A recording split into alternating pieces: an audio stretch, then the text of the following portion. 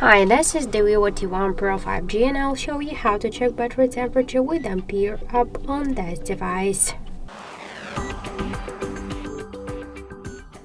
So first we should get the Ampere application from the Play Store. That's why open the Play Store app and in the search pool enter the Ampere. Now we should get this application, so that's why tap the install button and wait a couple of seconds.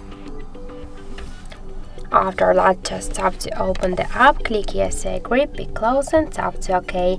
Here you could see information about your battery temperature, and in my case that's 30 degrees. Also here we got more information like the battery level, health, capacity, model, Android version and more other info. That's it, thank you for watching, and if you find this video helpful, leave thumbs up and subscribe.